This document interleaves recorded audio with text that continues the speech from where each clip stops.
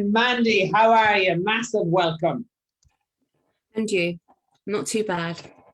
Oh my gosh, ladies and gents, with massive, massive gratitude, I get to welcome Mandy Wyatt. And I'm just absolutely blown away from what you've achieved. Like literally, those of you who haven't seen Mandy yet, you're going to want to, because in terms of what you've achieved, Mandy, it is nothing short of inspirational. And we'll get into this in a few moments. But first of all, Mandy, if we wind the clock back 5-6 months, and if you could just share what was going on in your life, because you'd be surprised how many people can resonate. So if you could start with that, what the struggles were, that would be a great start.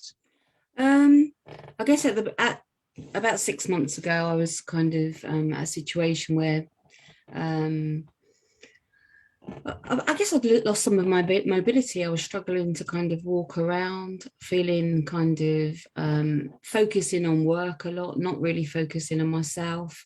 Starting to get really worried about my physical health.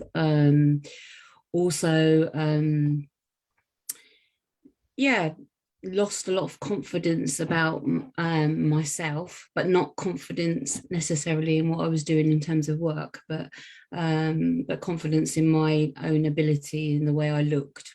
So pretty low at times, but yeah, so that's where I was at. But I think the main thing, I was actually quite worried about my health. My blood pressure had gone up. I was kind of struggling to even walk around the park. As I said to you before, I went around a zoo and really had to stop like 3 or 4 times to be able to make it round, and thought, actually, if this carries on, I'm going to have an early grave, really. So that's kind of where I was at. So was that the moment where you thought enough was enough? Was it the walk around the zoo that kind of... Yeah, I think a number of things, I generally try to avoid pictures. So I'd kind of managed to avoid lots of pictures, but my son sent me one of walking the dog, and I thought, I didn't actually recognize myself very much. And also the walking around the park. But also my daughter said, we talked about me looking after my grandson, and she said, I don't know if you can do it, you won't be able to keep up with him. So I thought, actually, if I'm going to have a part in their lives, then I need to get myself back on track. What were you thinking about when your daughter said that to you? Like, what went through your mind when you heard that? I just thought, that's just, well, it's incredibly sad, really. I'd be missing out, that, I'd miss the relationship with my grandson. But I think also thinking that's how she views me. I think you get into some sort of denial where you don't view yourself in terms of your reality and the place that you are at that time. You kind of convince yourself that you're all right, and then suddenly you get to the point where you think, actually, no, I'm not all right. So if she's saying that, then that's actually because she wasn't being unkind. She's being really supportive. She just didn't want to put me in that position. But that's, yeah, so it's pretty horrible, really. And there's lots of people watching this now, I guarantee, that can relate, that can 100% relate. And when it comes to work, we can find ourselves just getting so busy being stuck in it that we don't always realize. And then all of a sudden, well, years can fly by, and it can be a photograph. It can be a photograph, as you said, that can kind of almost slap us in the face with a bit of a shock. But what had you tried? What had you tried in the past, Mandy, in terms of what? Had you tried something previously? Yeah, I mean, I think over the years, I tried, most things. I mean, Herbalife, Weight Watchers, stopping eating, a bit of exercise. I think probably Weight Watch was the biggest thing that I tried, but usually I was able to shift some weight, but then if you took it like 3 months later, then I would put it back on and more. So I'd actually got to the point where I'd given up doing diets. At that point, I thought, I'm not actually going to even try to do diets, but I wasn't doing any exercise either. So I was at the point where I thought, you've tried so many times, it's not really worth trying again. Every single time we try something that doesn't work, when we regain it, as I've told you, Mandy, 2 things happen. 1, it damages our metabolism, but 2, psychologically we think, why bother? why try again? And the further it goes, the more we move into acceptance, when we start to accept it. And what made you feel we could help you, first of all? I don't know. I mean, I think I always like the word sustainable. So I thought, oh, that's gonna, if it really works and it is something that's sustainable, then that could be different. I was going to say something else before, which is quite unusual, because I know I've heard a lot of women in the inner circle and people discuss how maybe they don't have supportive partners, but mine wasn't very supportive, but in a different way, because he'd say to me, I really like you as you are, like, don't change. And he's adapted really well to the change, but actually at times he's had to correct himself because he liked me bigger than I am now. So he was like, I really like you as you are. And there was something cultural, because he's from the Afro-Caribbean background, and he was like, you know, a big woman is strong, and I was I say to him, I'm not strong anymore, I can't actually walk. You know, so I just to say that. But in terms of helping, so that was a big bit, because I had to convince him that this is something that we're going to need to take on together, but I needed support in it. That's tough, because it means you're pulled in two directions. So that don't underestimate that. That is a challenge. And yeah, but he wants the best for me, so that was, you know, so he's been working on it, so to speak, but he still keeps saying, you're not going to keep losing, are you? I was like, yeah, I am going to keep losing, hopefully. But yeah, that was a struggle. But in terms of the help, I think the interview is always, when I think back to it, it was a bit of a wake-up call, because it's quite challenging. It reminds me of some sort of kind of solution-focused, like brief kind of motivational interview where you're being challenged.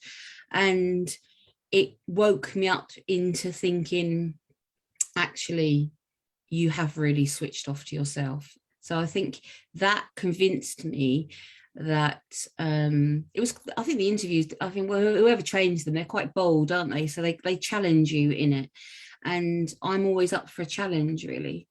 So it was almost like by the end of it, I was convincing them why I could do it rather than them convincing me. And I got off the phone and I thought, did they convince me, or did I convince them that I could do it? So actually, by the end of getting off the call, I thought to myself, you feel a bit shocked. I'm sure other people feel like this, a bit shocked that they've actually committed, because if I commit to something, I really commit to it. So I thought, my God, you've done it now, you've committed to this, you're going to have to sort yourself out, really. But I think that conversation, I think it brought into the consciousness just how bad things have got. But secondly, said, well, actually, this is what we can offer. Have you got something to bring to the table to kind of to work with us? So it didn't feel like I was being sold something, and because that would have put me off, really. If it had been something, we're wonderful and we can do this, it's no, what you can bring to the table and what have you got to offer that can get you healthy. And if you don't want it, then that's fine, we're back off. And I was like, no, I want it. By the end of it, I was thinking, whereas before, I kind of probably deep down knew that I did. But it kind of, it brought that to my attention. I think the other thing is what was different is that there's a psychological aspect which also will tune me in, because that's, you know, my background. But just being told this is a diet and follow it wasn't going to work for me. So the fact about sustainability, about mentally challenging you as well as physically challenging you, I think probably the diet plan and the diet plan, there's surprises in it, but it's not anything, because I do know quite a bit about food. But in terms of the psychological bit and the physical bit was going to be my biggest challenge, I thought, at the time. But the fact that there was 3 components, that's what interested me, because it's like it's a holistic approach. It's not like just looking at one aspect. If you do just look at the training, nutrition, and you don't address the behaviors, you're only going to give someone a quick fix then. And all that does is make them feel awful about themselves to regain the weight. And you're right in what we say. We don't say we can definitely help you. We need to first see where you are in terms of why you want it. And you said how we challenge you. It's because if we find out the reasons as to why it's important to you, by the end of the call, as you said, you convince yourself it was doable, and that self-belief is a huge part of starting that positive snowball of self-development. And of course, as you said, sustainable change. And I'm not sure if you remember this, Mandy, but the last time that we spoke, you came on, you said, well, I said if I was gonna do this, I was gonna do it right. I was gonna lose 3 stone. We were saying, Mandy, you don't need to lose 3 stone. Let's just slow it down a little bit. You've lost 2.5. That's amazing. I want to lose 3 stone. How much have you lost now? 6. 6. 6 stone. That is phenomenal. Out of all the people we have helped in TSD ever, you literally are in the top 3 of the most weight lost. You must feel, how do you feel? Rather than me tell you how you feel, how do you feel? No, obviously I feel, I don't have any problem walking around a zoo, for sure, or walking. I think, I know, I do feel good, but I started from quite a heavy position. I just want to, and that's why my mobility was kind of impinged so much. So I'm always looking at the next stage. I know I need to sit there and, the coach is, my coach says to me, just stop for a minute and celebrate. And yeah, I do celebrate, but I just, now I've had a piece of it, I just want to kind of push it a little bit more.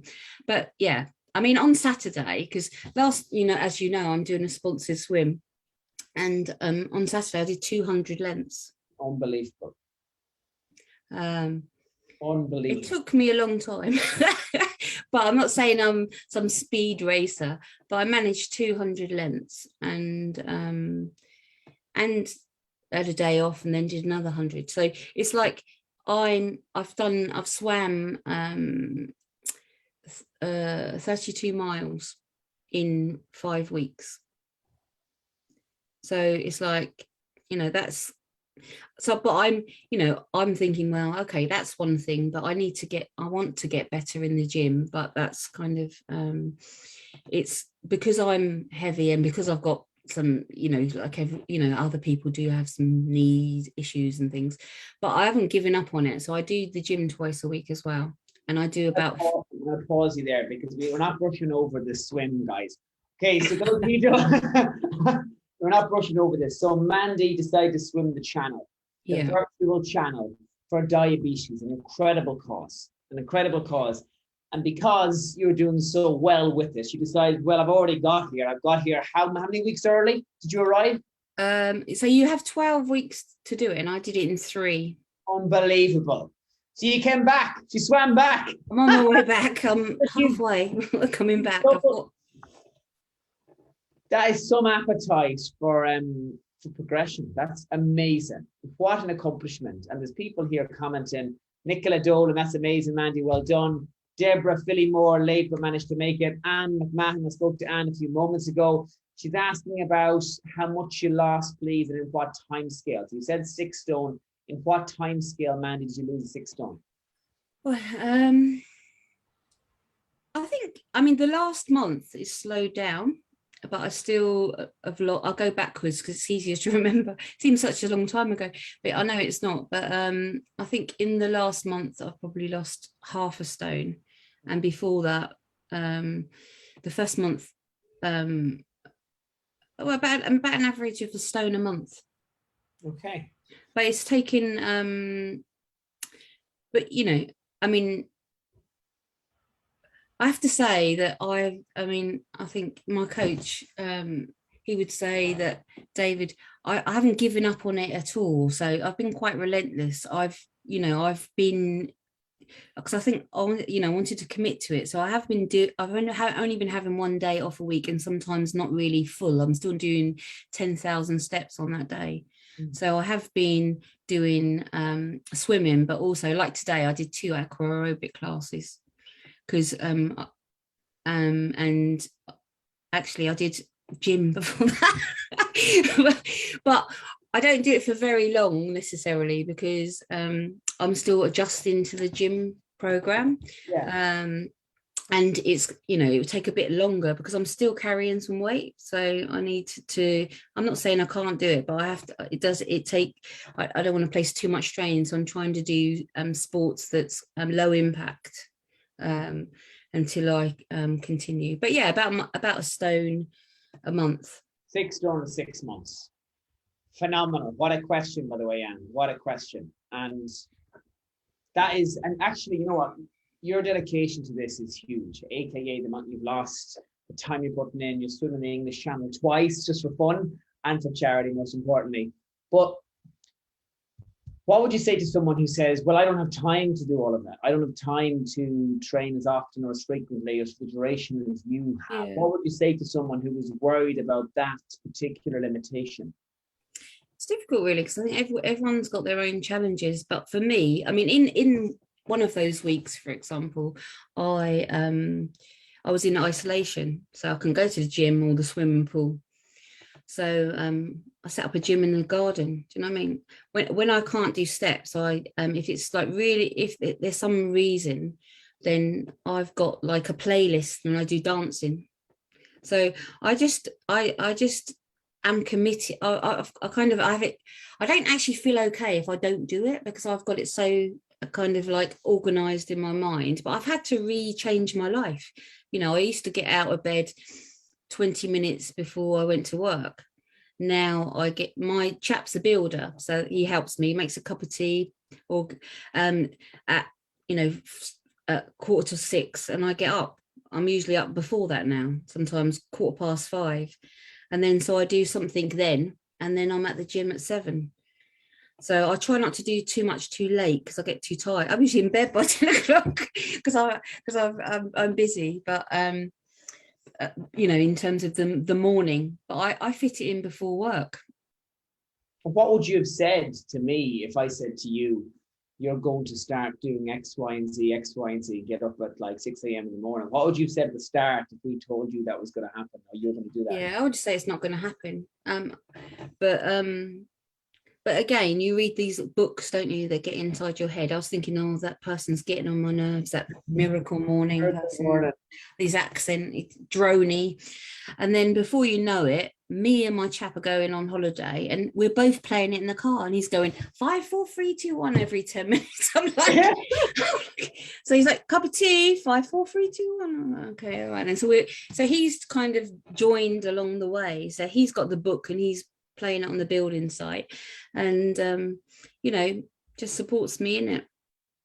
That isn't as common as you might think. So you're certainly a lucky lady there, Mandy, and I'm delighted to hear that. And tell me this: what makes you think it's sustainable? What makes you think you're not going to regain the weight? Well, I guess like other people probably feel a bit panicky sometimes. I think, oh God, is this another situation? I tried to do some things that was radical, like throw clothes away. Do you know what I mean? Because I think before I used to think, oh, I might need them one day. But we've had some serious clothes, because I've gone down, I don't know, 5, 6 sizes or something ridiculous. So I cannot fit my clothes. I literally ran into the gym once and my trousers fell down. I was like, late for my clothes. So I had to do something. So I threw clothes away. What do I think about sustainability? I just don't think, I really don't think that I would allow it this time. Do you know? I think I've got a lot of strategies. I think people might think I'm sounding like I'm making it easy. I'm not. I have tears the same as everyone else. I go to the gym and feel like I shouldn't be in that place, but I just don't let it happen. I just I get in there, I leave, and I just think to myself, I'm not going back. And then that lasts about 2 seconds now. I'll go, okay, I better book another class then. So, yeah. I don't let it get in my head, and I don't think it will. I don't think I will go back. I don't know when I'm going to stop. Not stop, because I don't think it is a stop. But I mean, I don't, because my chap says to me, when are you going to stop? And I say, well, never really, because this is like your life now. This is how it's going to be for the future. And he's like, but you can't keep like this forever. I said, well, if you don't have this if you don't maintain it and continue, then actually, what's the point? Absolutely. And it gets harder as we get older if we decide to just let it all fall back.